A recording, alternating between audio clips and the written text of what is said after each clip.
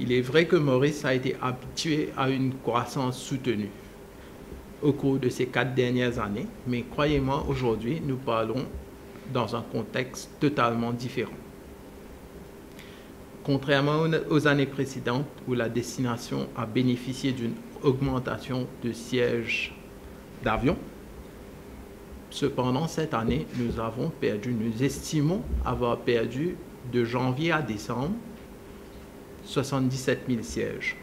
Il y a eu, comme vous le savez, le retrait de Eurowings qui desservait la destination 3 fois par semaine d'Allemagne, donc de Munich et de Francfort, de mai, à partir du mois de mai. Donc, de mai à septembre, c'est déjà 12 000 sièges de moins.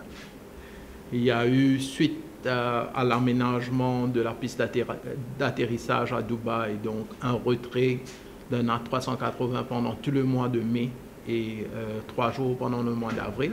Donc, une fois de plus, une baisse. Il y a eu aussi sur le marché chinois, donc où il y a eu une diminution des sièges d'avion.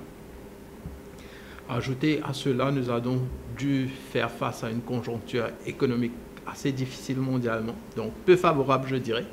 En France, il y a eu les Gilets jaunes, il y a eu le China-America Trade War, il y a les élections en Inde, le Brexit, donc tous ces facteurs nous ont affectés. Donc, les faits sont ainsi. La France, malgré les Gilets jaunes, connaît une croissance de 4,3%. Donc, au niveau chiffre réel, c'est 6 550 Français de plus que l'année dernière. L'Allemagne, malgré le retrait d'Eurowings, a connu une croissance de 3%. Donc, représentant 2026 passagers. Nos efforts marketing seront concentrés sur Shanghai, où Air Mauritius dessert la destination 2 fois par semaine, et aussi autour. Nous avons revu notre modus operandi, donc, et nous allons effectivement recruter un lifestyle PR pour redynamiser le marché et repositionner et nous redonner une image de luxe sur le marché. Notre objectif en Inde est un brand upliftment de la destination à travers une pénétration du segment niche, des segments niches, je dirais, tels que Bollywood, le golf, les mariages. Et actuellement, il y a eu une campagne d'image qui a été lancée, donc qui s'appelle Where Else But Mauritius, que vous aurez un aperçu tout à l'heure. Nous avons aussi accentué notre présence digitale globalement.